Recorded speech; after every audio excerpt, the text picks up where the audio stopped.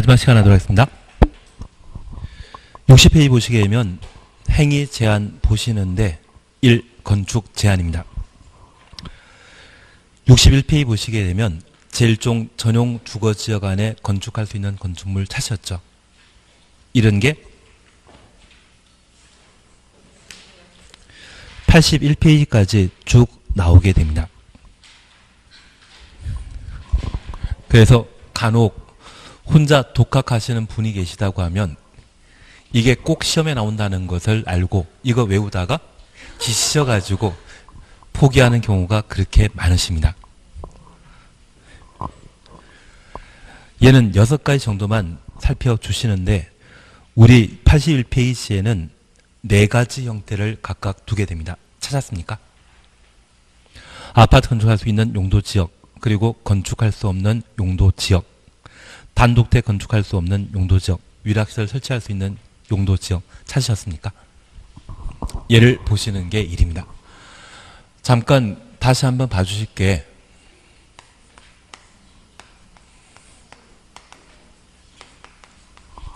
파 81페이지 보고 계시면 됩니다. 여기 용도지역과 관련되어서는 잠깐 이렇게 봐주십니다.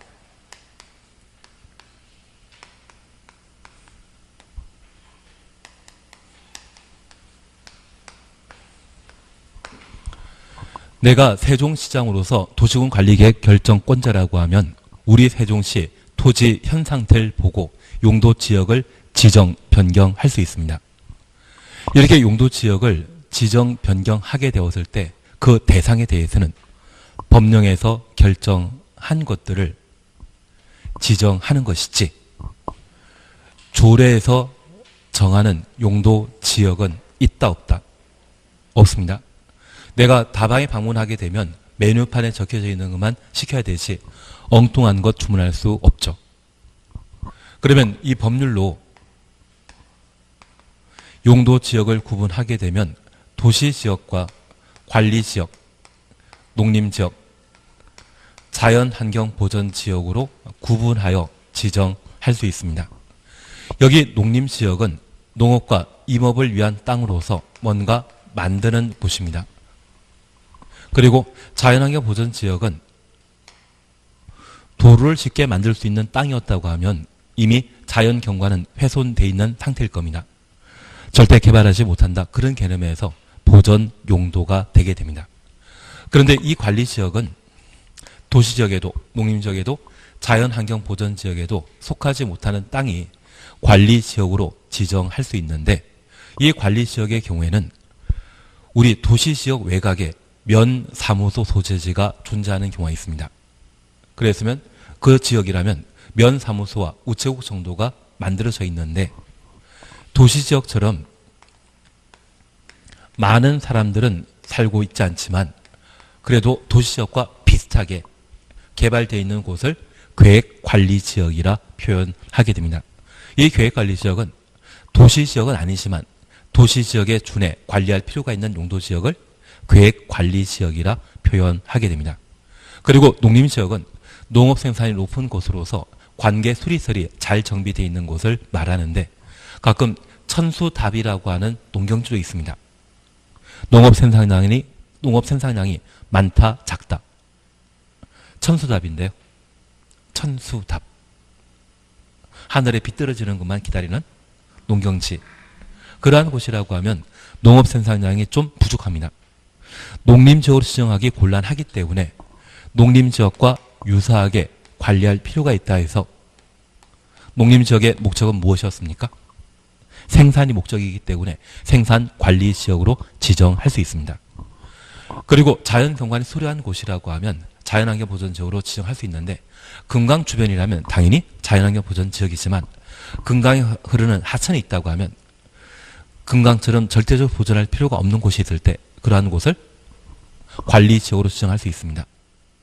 그때는 보전관리지역으로 지정할 수 있습니다. 현재 법률에서 도시지역이 아닌 비도시지역을 세분하게 되면 총 종류는 몇 개이다? 5개. 관리적 3곳과 농림적 자연환경보전지역으로 나뉘게 됩니다. 그런데 이 관농사의 경우는 사람이 많이 살지 않고 있습니다. 사실 우리 세종시의 경우에도 건설 지역에 28만 정도가 거주하고 있고 건설 지역 외곽, 조치원, 연기군, 장군면 다 포함하더라도 한 5만 명이 채 안 삽니다. 그래서 이러한 곳은 5개 용도 지역으로 구분하는 반면 이 도시 지역은 사람들이 많이 살기 때문에 시행령, 대통령령으로 이를 세분하게 됩니다. 도시 지역은 주거지역, 상업지역, 공업지역, 녹지지역으로 구분하고 있는데 얘를 주상공록이라 표현하게 됩니다. 주거지역은 주로 주택 만드는 곳이죠. 그런데 이 주거지역은 전, 일, 준으로 나누고 있었습니다. 공업지역도 전, 일, 준입니다. 그러면 전용 공업지역의 경우에는 중화공업, 공예공장을 배치하는 곳을 전용 공업지역이라 하고 국가산업단지 등이 있는 곳이 있다고 하면 바로 전용 공업지역입니다. 이 중화공장을 만들게 된다면 폐기물 만들어지죠. 그 폐기물은 땅에 잘 묻겠습니까? 바다에 던져버리겠습니까? 일본에서도 원자력 사고와 관련되어 방사성 있는 물질을 바다에 버린다던데요. 그래서 바닷가 주변에 만들어져 있는 것이 중화공장입니다. 그리고 저 중화공장과 비교되는 것으로서 경공업이라는 곳이 있는데 이러한 곳은 준공업지역을 의미하게 됩니다. 우리 세종시의 준공업지역은 어디다? 저 잘 모릅니다. 사실은. 저도 잘 모르는데 서울 같은 경우에 구두 공장이 있는 곳이 성수동이라는 곳이 있거든요. 그 성수동이 준공업지역입니다. 한강 조망권이 보장되었기 때문에 그 구두 가게들이 싹 없어지고 나면 아파트 단지를 만든다 해서 한 5년, 6년 전부터 많은 사람들이 열심히 투자하고 있습니다. 대박 칠 걸 생각하는 게 그쪽 동네이거든요. 그리고 가산 디달 단지역이라는 곳 들어본 적 있으십니까? 가보시면 공장보다는 의류 아울렛이 좀 더 많이 만들어져 있는 곳인데 그러한 곳이 준공업지역에 해당하게 됩니다. 그리고 일반 공업지역은 환경을 저해하지 않는 공업 배치를 위한 용도지역을 일반 공업지역이라 하는데 GM 자동차 공장이 부평에 있지 않습니까? 그 부평 공장 터가 재산 가치가 2조 정도인데 저 부평 공장이 만약 아파트 만들 수 있는 용도지역으로 바뀌게 된다고 하면 그 재산 가치가 10조 정도가 된다고 합니다. 8조 정도의 시세 차이라고 하면 GM이 지금까지 적자 봤던 것 한 방에 복구하고 큰 이익을 얻고 나가게 되거든요. 예전에 론스타라고 하는 곳 들어본 적 있으십니까? 걔들이 들고 나온 돈이 한 2조 정도입니다. 전혀 관심 없는 과거 이야기였기 때문에 모르고 자동차 공장 만들어지는 곳 그리고 평택에 고덕 신도시 이야기 나오면 항상 함께 나오는 것이 삼성전자의 반도체 공장이거든요. 삼성에서 100조 정도 투자해서 반도체 공장 만든다고 하지 않습니까? 그 공장 만들어지는 곳이 어디다? 일반 공업지역에 해당하게 됩니다. 우리 세종시 같은 경우는 전이면 일대가 향후 일반 공업지역으로 지정되고 여러 가지 환경 제재하지 않는 공장, 뭐 반도체든 에너지든 그리고 우리 세종시가 스마트 시티로 지정되어 있는 것 알고 있으시죠? 자율주행한다는 것. 그래서 그런 부분들이 좀 강화되고 기반 잡게 되면 우리 세종시에서는 새로운 동력이 확보되지 않나 싶습니다. 그래서 아마 전국에서 가장 성장 발전 가능성이 높은 도시 찾으라고 하면 세종시를 꼽게 될 겁니다. 여기에서 잘 적응하고 계시는 것도 필요하십니다. 그리고 부동산 찾는 사람도 그만큼 많지 않겠습니까? 그래서 전일준이란 말 기억하시면서 경공업은 중공업적, 중화공업이란 말 쓰게 된다면 전용공업지역에 대한 기본 설명으로 파악해 놓습니다. 그리고 주거지역도 전일준인데 여기 전용 주거지역은 밤 7시 이후에 조용한 주택가 있지 않습니까? 그게 전용 주거지역입니다. 서울 같은 경우는 전직 대통령 2분 살고 있는 곳이 연희동이거든요. 그 연희동에는 밤 7시 이후에는 개 짖는 소리밖에 안 들립니다. 조용한 주택가입니다. 반면에 일반 주거지역은 24시간 내내 밤늦은 시간에도 내가 원하는 물건을 쉽게 구입할 수 있는 주거지역이 일반 주거지역인데, 우리 편의점 24시간 문 열고 있지 않습니까? 그리고 포장마차가 밤늦게까지 영업하는 곳이 있다고 하면 그곳이 일반 주거지역으로서 보통 아파트 단지가 만들어져 있는 곳이 여기에 해당되게 됩니다. 그리고 준주거지역은 주상 복합 건물이 세워져 있는 곳이 준주거지역입니다. 그런데 이 전용주거지역은 1종 전용주거지역과 2종 전용주거지역으로 구분하고 있는데, 주택은 크게 광해 단독택과 아파트를 포함한 공동주택으로 분류하게 되는데, 단독택만 만들 수 있는 곳이 1종이고 공동택 만들 수 있는 전용주거지역을 2종으로 구분하게 됩니다. 그리고 일반 주거지역은 1종, 2종, 3종으로 구분하는데, 4층 이하의 주택을 저층 주택이라 표현합니다. 그리고 중층 주택 만들 수 있는 곳이 2종 일반 주거지역인데, 이곳에는 12층에서 25층 높이의 아파트 만들어지는 곳이 2종 일반 주거지역입니다. 그리고 3종 일반 주거지역은 중고층 주택을 건축할 수 있는데, 보통 35층에서 50층 높이의 아파트 만들어지는 곳이 3종 일반 주거지역입니다. 그래서 우리 주변에 15층짜리 아파트가 많이 만들어져 있다면 거기는 어디다? 중층 주택으로서 2종 일반 주거지역이고요. 35층짜리 아파트가 세워져 있는 곳이 있다면 걔는 3종 일반 주거지역입니다. 그래서 우리 학원 주변에 바로 공원이 있는데, 공원 건너편에 아파트 꽤 높아 보이지 않습니까? 그 자리가 바로 3종 일반 주거지역이 될 겁니다. 그리고 가끔 상가주택이라는 말 들어본 적 있습니까? 상가주택은 다세대주택이다, 다가구주택이다. 상가주택은 다가구주택입니다. 그 다가구주택이 만들어져 있는 곳이 있다면 걔가 일종 일반 주거지역이 되게 됩니다. 밤늦은 시간까지 가게 이용하는 사람들로 붐비지 않습니까? 그러한 곳이 일반 주거지역에 해당하게 됩니다. 최소한 주거지역과 관련되어 전용주거지역과 일반 주거지역, 무엇을 기준으로 구분하는지 파악하셔야 됩니다. 그러면 이 주거지역은 총 몇 개로 세분하고 있다? 6개. 그리고 상업지역은 중심 상업지역으로서 도심, 부도심이라는 곳이 있습니다. 우리 세종시의 도심은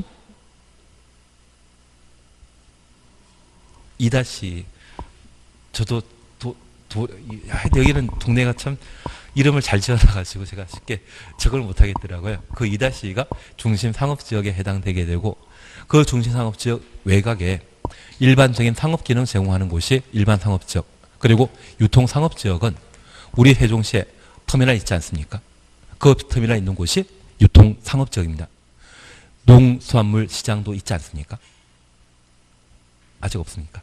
나중에 만들어지게 되면 걔가 유통 상업지역이 되게 됩니다. 그리고 아파트 단지 사이사이마다 우리 학원 같은 건물 세워져 있는 곳이 있다면 그곳이 근린 상업지역에 해당하게 됩니다. 그래서 상업지역은 중국과 일부는 있다, 가까이입니다. 중일 유근이란 말 기억하시면서 현재 상업지역은 종류가 몇 개이다? 4개입니다. 그리고 공업지역 3개입니다. 그리고 녹지지역은 자연 녹지지역과 생산 녹지지역, 보전 녹지지역으로 각각 구분하게 되는데, 이 자연 녹지지역은 계획관리지역과 마찬가지로서 제한적 개발이 가능한 곳을 자연 녹지지역이라 표현하게 됩니다. 그리고 생산 녹지지역은 개발을 유보하여 농업적 생산을 도모하기 위해 비워둔 땅을 생산 녹지역이라는데, 이러한 곳에는 화훼 단지를 조성하는 것이 일반적입니다. 꽃을 화훼라 표현합니다. 그런데 우리 스승의 날 카네이션 지금 못 따라주죠. 김영란법 때문에. 그래서 그 카네이션 한번 팔아가지고 1년 버티던 화훼 농장들이 문을 닫는 곳이 꽤 많다고 합니다. 다만 이 생산 녹지지역 같은 경우는 항상 도시지역에 근접한 곳에 존재하는 것으로 그 가치가 아주 높은 땅이거든요.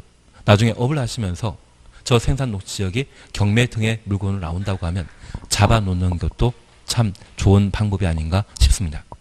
그리고 보전 녹지 지역은 서울 같은 경우는 남산 같은 곳을 보전 녹지 지역이라 표현하는데 우리 세종시에서도 주말에 소풍 가는 곳 있지 않습니까?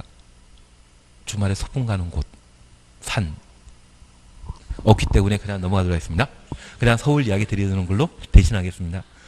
그 남산이 남산일 때가 보전 녹지 지역에 해당하게 됩니다. 그래서 녹지 지역은 자생보입니다. 관리 지역은 계생보입니다. 계획관리적, 생산관리적, 보전 관리지역, 녹지지역은 자생보, 자연녹지지역과 생산녹지지역, 보전녹지지역으로 각각 구분한다는 것 확인해 놓습니다. 그 종류가 몇 개이다? 3개입니다. 그러면 저 도시지역은 총 몇 개로? 16개로. 전체 용도지역 종류는 몇 개이다? 21개입니다. 그러면 21개 용도지역마다 건축할 수 있는 건축물을 일일이 열거해 놓은 게 81페이지까지이거든요. 얘를 매년 시험에 내고 있습니다.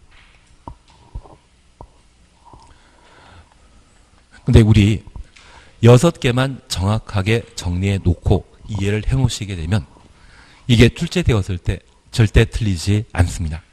그 첫 번째가 우리 교재에 나와 있는 것처럼 단독주택을 건축할 수 없는 용도 지역입니다. 여기 단독주택을 건축할 수 없는 용도 지역은 2개입니다. 유통상업지역과 전용 공업지역입니다. 하나 이해하실 것이 있습니다. 유통상업지역은 터미널이거든요.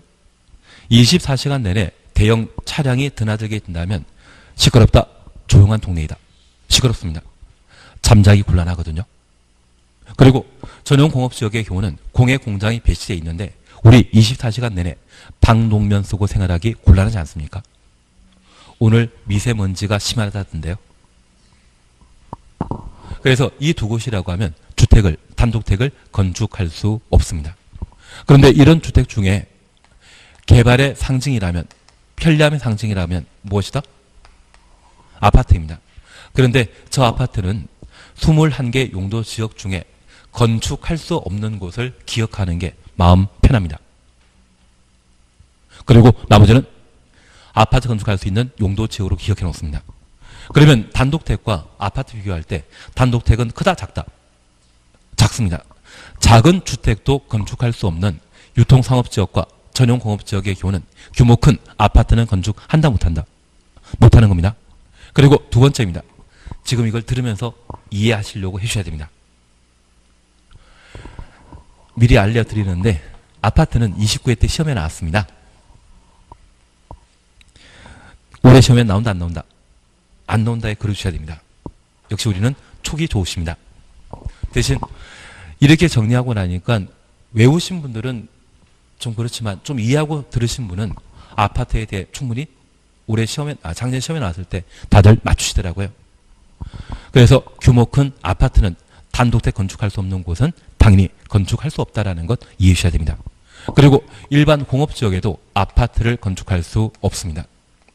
여기 일반 공업지역은 삼성 반도체 공장, GM 자동차 공장을 말하는데 이러한 곳에는 규모 큰 공장을 배치해야 됩니다. 규모 큰 아파트는 일반 공업지역에는 건축할 수 있다, 없다? 없습니다. 같이 규모 큰 것이 일반 공업지역에 동시에 만들어지게 되면 좀 힘들지 않겠습니까? 그래서 규모 큰 공장을 만들기 위한 일반 공업지역에는 규모 큰 아파트는 건축할 수 없습니다. 그리고 2번째 우리 이해하실 것이 저 아파트는 개발의 상징입니다. 녹지지역, 관리지역, 농림지역, 자연환경보전지역은 개발 용도이다, 비개발 용도이다? 비개발 용도입니다. 개발의 상징인 아파트는 건축할 수 있다, 없다? 없다. 근데 올해 시험에 나왔던 것이 다음은 아파트 건축할 수 있는 용도지역이다. 틀린 거 찾아라 했거든요. 관리지역이라 나오지 않고 계획관리지역이라고 틀린 정답이 나왔습니다. 저한테 왜 계획관리지역이라 안 해준다고 저한테 따지는 분이 계시더라고요. 틀렸다고. 그분만 틀려가지고 그러시더라고요. 계획관리지역과 관리지역은 같다 다르다. 자연녹지지역도 마찬가지입니다. 녹가농지라고 하면 녹지지역, 관리지역, 농림지역, 자연환경보전지역을 말하는 것으로서 아파트 건축할 수 없습니다. 우리 공법은 단순 외워서 문제 푸는 것이 몇 문제 없습니다. 어느 정도 이해하시는 게 필요하십니다. 그리고 용도지역 속성에 따라 아파트를 건축할 수 없는 곳이 있습니다. 바로 제1종 전용 주거지역과 제1종 일반 주거지역입니다. 제1종 전용 주거지역은 현재 주택은 단독택과 공동택으로 나누고 있는데 이 아파트는 주택으로 사용하는 층수가 5계층 이상의 형태를 아파트라 표현합니다. 그런데 여기 1종 전용 주거지역은 단독택 중심이죠. 2종 전용 주거지역은 아파트 건축할 수 있지만 1종 전용 주거지역은 단독주택 중심이기 때문에 아파트 건축할 수 없습니다. 그리고 1종 일반 주거지역은 몇 층? 4층 이하 저층 주택을 건축하는 곳인데 아파트는 주택으로 사용하는 층수가 5계층 이상이기 때문에 1종 일반 주거지역에는 건축할 수 없습니다. 이것 뺀 나머지 용도지역은 건축할 수 있는 겁니다. 작년에 나왔기 때문에 올해 나온다 안 나온다? 안 나옵니다. 그리고 두 번째입니다. 근린 생활시설이라는 게 있습니다. 여기 근린 생활시설은 주택가 주변에 우리가 흔히 찾을 수 있는 소매점 있지 않습니까? 그러한 것들이 근린 생활시설인데 생활에 꼭 필요한 것은 일종 근린 생활시설이고 있어도 좋고 없어도 상관없는 것 2종 근린 생활시설이 되게 됩니다. 여기 일종 근린 생활시설과 관련되어서는 모든 용도 지역에 건축할 수 있습니다. 일종 근린 생활시설 건축 못하는 곳 있다 없다? 없습니다. 모든 용도 지역에 일종은 만들 수 있습니다. 그래서 우리 컵라면 하나 사드시러 편의점 같은데 방문하지 않습니까? 설악산 대청봉 가보셨습니까? 제가 제 친구한테 속아가지고 6년 전에 대청봉 또 올라갔었거든요. 저 대학생 때 올라가고 안 간다는 결심을 했었는데 제가 팔랑기다 보니까 올라갔는데 올라가가지고 컵라면 끓여 먹고 내려왔습니다. 한 6시간 올라갔는데 라면 하나 먹고 내려오니 참 밑에서 맛있는 거 사준다고 꼬셔가지고 넘어갔는데 하여튼 고생 많이 했던 것 같습니다. 설악산 꼭대기에도 편의점 물건 파는 가게 있습니다. 물건 파는 가게는 다 뭐다? 일종 근린 생활시설로서 모든 용도 지역에 건축할 수 있습니다. 대신 이종은 술집을 말합니다. 가끔 주택가 한 가운데 네온 사인 간판이 화려하게 장식되어 있고 영영, 장밋빛 인생 뭐 그런 거 있지 않습니까? 그리고 아침에 방문하시다 보면 간판 한 켠에 일반 음식점으로 적혀져 있습니다. 일반 음식점은 술 판매할 수 있는 식당을 말하고요. 휴게 음식점은 술을 판매하지 못합니다. 이 일반 음식점은 2종 근린 생활시설에 해당하게 됩니다. 여기 2종 근린 생활시설은 전용 주거 지역에는 건축할 수 없습니다. 그리고 일반 주거 지역도 건축할 수 없는데 저 일반 주거 지역에서 조례가 허용하면 2종 근린 생활시설을 건축할 수 있습니다. 2종 근린 생활시설의 가장 대표적인 것이 바다 면적합 500제곱미터 미만의 부동산 중개업소입니다. 그 부동산 중개업소는 아파트 단지 상가에 만들어져 있죠. 조례가 허용할 때는 가능한 겁니다. 다만 우리 시험에서는 조례 규정을 배제한다. 조례 규정 배제한다. 이 말 나오면 조례가 가능한 것 인정 안 하겠다는 이야기입니다. 일반 주거지역에 2종 근린생활시설 건축한다 못한다? 못합니다. 조례가 허용하는 때만 가능하고 2종 근린생활시설은 전용 주거지역과 일반 주거지역에는 건축할 수 없다. 그렇게 잡아내셔야 됩니다. 그리고 우리 자연환경 보전 지역의 가장 대표적인 것이 설악산이죠. 올해부터 산 꼭대기에서 막걸리 한잔하는 것은 된다 안 된다? 법 개정되어서 못합니다. 벌금 부과도록 되어 있거든요. 그러면 자연환경 보전 지역에는 술집이 있다 없다? 없습니다. 남산 꼭대기가 보전 녹지 지역이거든요. 그 보전 녹지 지역의 경우는 술집이 있다 없다? 없다. 대신 시험에 나오는 것은 얘기 때문에 얘만 먼저 봐놓으시고 나중에 우리가 좀 더 문제 풀어나가시면서 구체적인 내용들을 봐주십니다. 다만 제가 하나 부탁드릴 게 있습니다. 여기 이종 근린생활설의 가장 대표적인 것으로서 교회, 절, 종교집회장으로서 바다 면적합 500제곱미터 미만이라면 이종 근린생활설이거든요. 얘는 전용 주거지역도 건축할 수 있습니다. 하나님과 부처님은 항상 우리와 함께 계셔야 되죠. 작년에 여우 주연상 청룡 영화제 대상 수상하신 분이 나문희 여사님인데 나문희 여사님께서 수상소감 발표하신 게 부모님 믿으시는 하나님과 내가 믿는 부처님께 수상의 영광을 돌리겠다 하시더라고요. 부처님과 하나님을 다 찾으셨습니다. 그래서 이 종교시설은 전용 주거지역이라도 건축할 수 있다라는 것을 기억해 주시고 대한민국은 종교 자유가 보장되지 않습니까? 이해되신 겁니다. 그리고 세 번째 우리 보시는 게 위락시설입니다. 위락시설은 어디에서만 건축할 수 있다? 상어쪽에만 건축할 수 있다는 것 확인 없습니다. 그리고 네 번째 보시는 게 초, 중, 고등 학교입니다. 저 초, 중, 고등학교를 건축할 수 없는 용도지역. 우리 세종시의 장점 하나가 학교 많지 않습니까? 여기는 전용 공업지역에는 학교를 건축할 수 없습니다. 학교에는 체육시간이 있지 않습니까? 방독면 쓰고 100m 달리기 할 수 있다 없다? 그래서 전용 공업지역에는 학교 건축한다 못한다? 못한다. 그렇게 잡아주셔야 됩니다. 그리고 묘지 관련 시설입니다. 이 묘지 관련 시설이 주상공에 만들어지게 되면 난리 날 것 같은데요. 그래서 비개발 용도인 녹간 농자에만 묘지 관련 시설을 건축할 수 있습니다. 총 6개 정리해 놓으시면 우리 시험에 출제되는 건축 제한을 모두 해결할 수 있습니다. 이걸 단독주택, 아파트, 근린생활시설, 위락시설, 학교, 묘지 관련 시설, 뭐 장례식장 같은 게 있지 않습니까? 그런 거 만든다고 하면 어디에? 녹간농자에 만들 수 있다. 이렇게 6개만 해놓습니다. 작년에도 잘 푸시던데요. 적어가지고. 저 정도면 충분하지 않나 싶습니다. 예, 그리고 81페이지 찾으셨죠?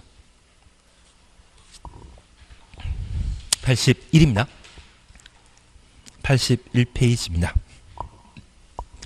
여기 81페이지와 관련되어서는 건폐율, 용적률 확인할 수 있습니다.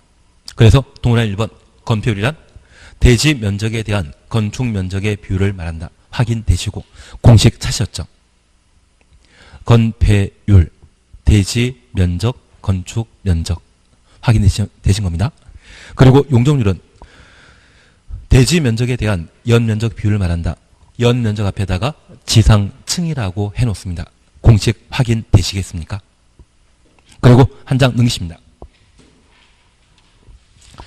3번 보신이 용적률 산정하는 경우에는 연면적에서 제외되는 부분 찾으셨죠? 1번 기역 지하층 주놓습니다. 니은 디귿 묶어 놓습니다. 지하층을 제외한 니은 디귿 리얼은 용도에 따라 용적률 산정 시에 연면적에서 제외되는 것인데 지하층만 기억하고 계시면 됩니다. 그리고 바로 박스 밑에 연면적이란 하나의 건축물의 각 층의 바닥면적 합계를 말한다. 각 층의 바닥면적 합계 가로 해놓습니다. 대신 동그라미 3과 관련되어서는 나중에 우리가 건축법 공부할 때 공부하실 내용입니다. 그러면 이제 이렇게 다시 한번 보십니다. 이제 이거 지우려고 하는데 도시관리계획은 구성력 있는 집행계획이라는 거 기억하시고 6가지 도시군 관리 계획으로 결정할 수 있는 내용 별표 3개였습니다. 첫 번째 시간에는 이걸 잡아주시는 게 필요합니다. 그리고 이 도시군 관리 계획은 특광시군을 대상으로 수립하게 되는데 인접한 특광시군 포함할 수 있다는 말 기억해 주시고 입안 결정했었습니다. 입안권자와 결정권자는 같다 다릅니다. 시장 군수 끝난다고 하면 입안권자이고 대도시장을 끝난다고 하면 결정권자인데 원칙적인 결정권자는 지도이사 대도시장이지만 예외 국토교통부 장관과 시장 군수가 있었습니다. 장관은 4개. 장관이 입안한 사안에 대해서는 장관이 직접 결정할 수 있다는 것 기억하시고 용도 구역과 관련된 3가지에 대해서는 천천히 하기로 했습니다. 그리고 시장 군수는 지구 단위 계획과 관련되어서는 직접 결정할 수 있다. 작년에 시험에 나왔기 때문에 올해 나온다 안 나온다? 모의고사에는 나옵니다. 저랑 내기 한번 해보시겠습니까? 모의고사에는 꼭 나옵니다. 그리고 구체적인 절차와 관련되어 도시군 관리 계획을 입안 제안할 수 있죠. 요청은 행정청이 다른 행정청에 부탁하는 것이고 제안은 비행정청이 입안권자 행정청에게 부탁하는 것입니다. 입안 제한 대상에 대해서는 기지산대라고만 지금 기억해 놓습니다. 작년에 시험에 냈기 때문에 올해 안 나올 겁니다. 절차에 대해서만 시험이나 모의고사에 또 한 번 나올 겁니다. 그리고 두 번째, 경미한 사항에 대해서는 생략할 수 있다는 것 잡아놓으시는데 얘가 4월 달에 할 내용이지만 올해 시험에 분명 나올 겁니다. 작년 개정 사항인데 작년에 시험에 안 냈거든요. 그리고 기초조사와 관련되어서는 환경성 검토, 도제 포함한다라는 것 기억해 놓습니다. 기억나시겠습니까? 그리고 효과와 관련되어 효력은 지원도면 고시한 날 효력 발생합니다. 우리가 가장 쉽게 속아 넘어가는 게 여기입니다. 도시군 관리 계획 결정 고시한 때 효력 발생한다? 도시군 관리 계획이 아니라 지형 도면 고시한 때 효력 발생한다라는 것 기억하시고 저 지형 도면 작성은 입안권자가 하죠. 입안권자는 몇 번 나온다? 3번 나옵니다. 단계별 집행계획 시행자 지형 도면 작성 딱 3번에 걸쳐서만 입안권자가 등장한다라는 것 확인해 놓습니다. 기도권이란 말 기억나시고 5년마다 타당성 검토한 자는 국도이다 특광시군이다. 도시군 관리계획은 도시, 군 단위로 수립하는 계획이었습니다. 도시군을 책임지고 있는 특광시군이 5년마다 타당성 검토를 하게 됩니다. 지금 보신 게 올해도 시험에 나오게 되는 2문제입니다. 이거 벗어나는 거 못 봤거든요. 이것만 해주시면 됩니다. 예, 이제 우리 다시 한번 봐주실 것이 건폐율과 용적률이 되게 됩니다. 만약 도를 형성한 하나의 대지에 지하 1층과 2층 있고 지상 4개 층이 있는데 각 층의 바닥 면적은 각각 50제곱미터입니다. 이 건축물의 연 면적은 연면적이란 하나의 건축물의 각 층의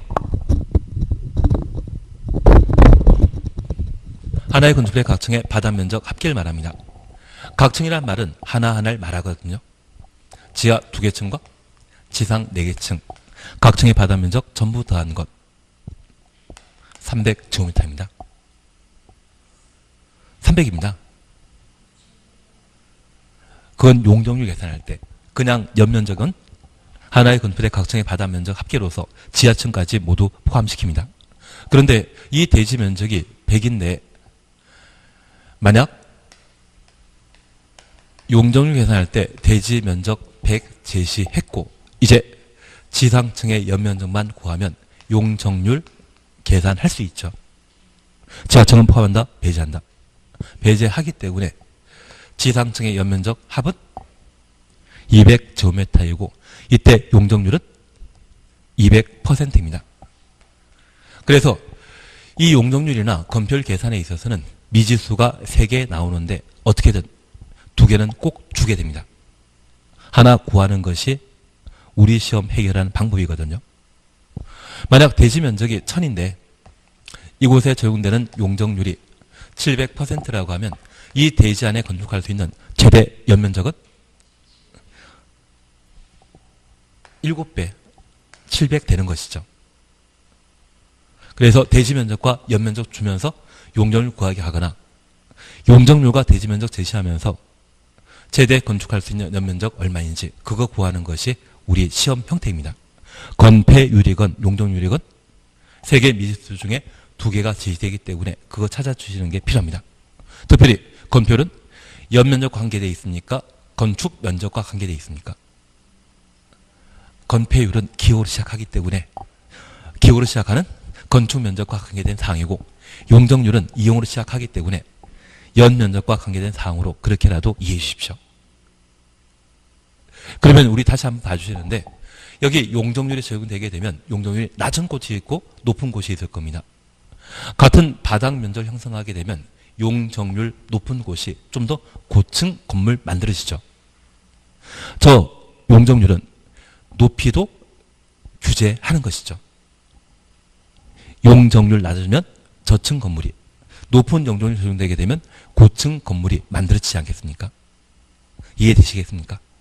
그러면 이런 용적률과 관련된 연면적은 사람이 이 건물을 위에서 내려다 본 것입니까? 옆에서 본 것입니까? 옆에서. 그리고 이 건물을 하늘에서 내려다 보게 되면 가끔 이 건물은 건물 일부가 돌출되어 있는 경우가 있습니다. 가장 크게 지어져 있는 이 끝에 부분까지 다 보이는 것이죠. 그 비율을 뭐라 한다? 건폐율이라 표현하게 됩니다. 그러면 이 건폐율은 입체적이다, 평면적이다. 평면적이라는 것 기억하시고 이 건폐율 제한함으로써 대지 안에 일정한 공지를 확보하고 그 공지를 확보함으로써 채광이나 통풍이나 화재 발생 시에 화재가 확산되는 것을 방지하는 것이 목적이 되게 됩니다. 취지 이해되시겠습니까? 건폐율은 평면적이다, 입체적이다? 건폐율은 평면적. 용적률은 입체적인 것을 말하게 됩니다.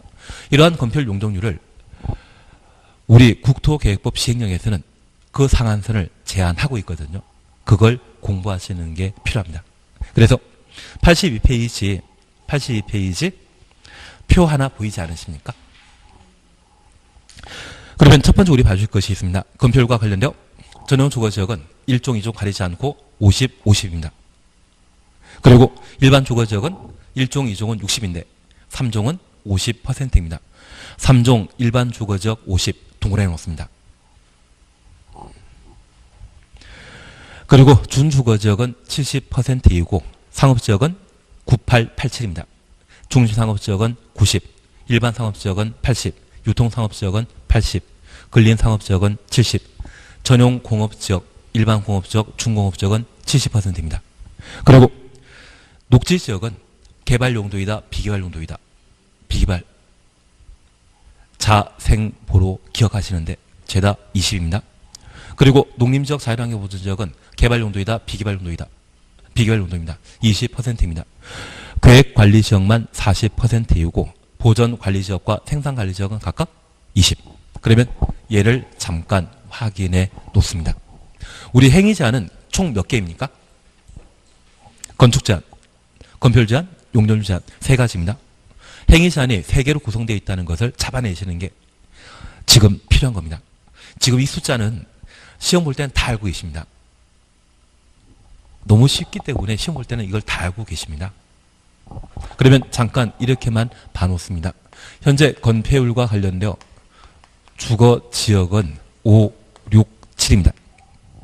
전용 주거지역은 50, 일반 주거지역은 60. 예외적으로 3종 일반 주거지역의 경우에만 얼마? 50%입니다. 왜 예외가 적용되는지에 대해서는 제가 3월달에 이야기 드리게 될 겁니다. 그리고 준주거지역은 70입니다. 5, 6, 7 순서대로 나열되어 있습니다. 그리고 상업지역과 관련되어서는 중심상업지역은 90, 일반 상업지역은 80, 유통상업지역은 80, 근린상업지역은 70. 그래서 우리 010 붙여놓으면 얘가 5, 6, 7에 98, 87이죠.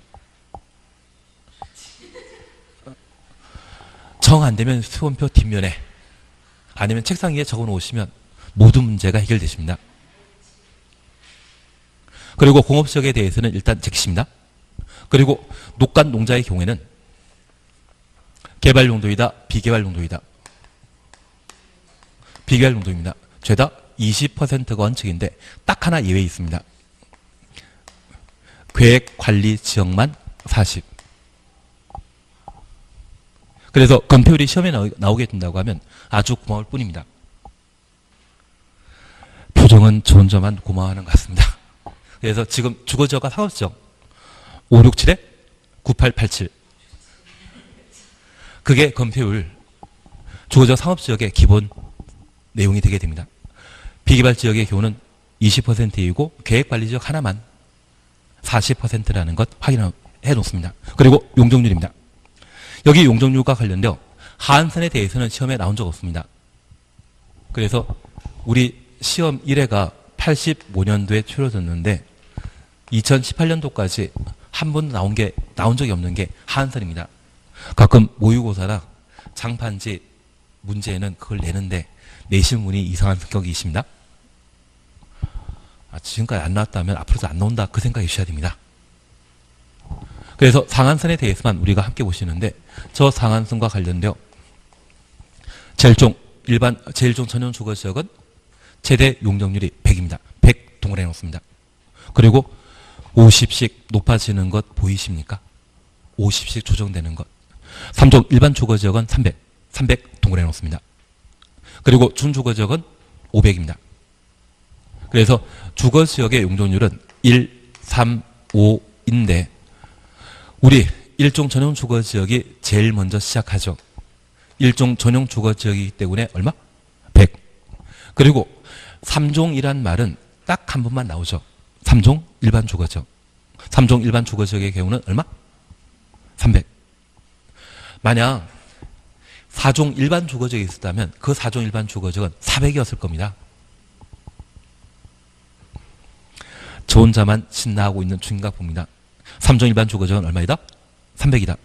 그리고 상업지역과 관련되어 중심 상업지역의 경우는 1500, 일반 상업지역의 경우는 1300, 유통상업지역은 1100, 근린상업지역은 900, 200씩 낮아지죠. 천자 싹 빼버리고 나면 5319입니다. 중심 상업지역은 1500, 일반 상업지역은 1300, 유통상업지역은 1100, 근린상업지역은 900, 5391입니다. 그래서 135에 5391이 용적률과 관련되어 전화번호입니다. 해놓고도 틀리시면 저도 어쩔 수 없지만 작년에는 검표율에 관한 문제 시험에 냈기 때문에 올해 시험에 내게 된다고 하면 용적률 쪽을 시험에 내게 될 겁니다. 무조건 나옵니다. 그리고 건축 제한에 대해서는 총 몇 개 외우기로 했다? 6개. 작년에 아파트 나왔기 때문에 안 해도 상관없습니다. 대신 모의고사 나오거든요. 모의고사 문제라도 맞추셔야 되지 않겠습니까? 아마 시험에 내게 되면 근린, 생활시설 가지고 시험에 내게 될 겁니다. 천천히 그거는 연습해 보는 걸로 하겠습니다. 지금은 해주실 게 135에 5319란 말 보게 되면 얘는 용적률입니다.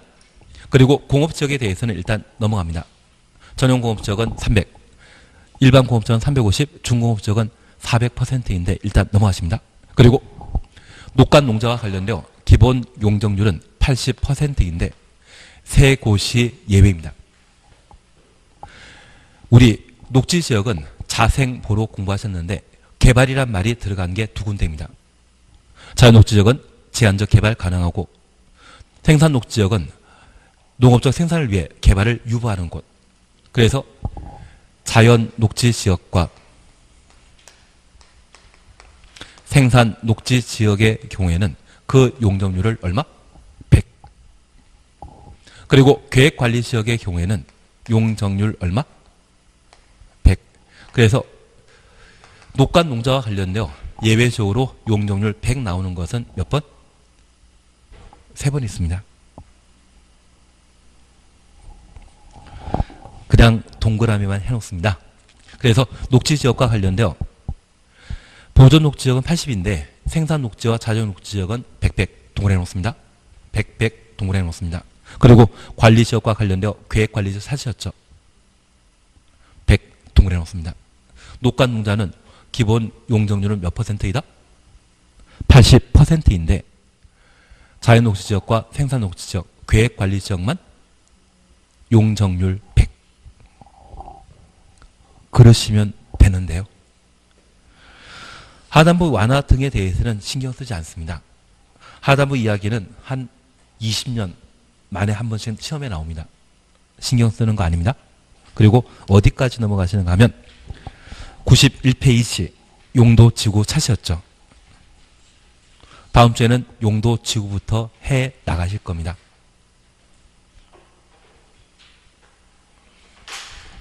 힘내십시오. 대신 이걸 이겨나가셔야 됩니다. 이겨나가셔야 됩니다. 오늘 여기까지 하도록 하겠습니다. 수고하셨습니다.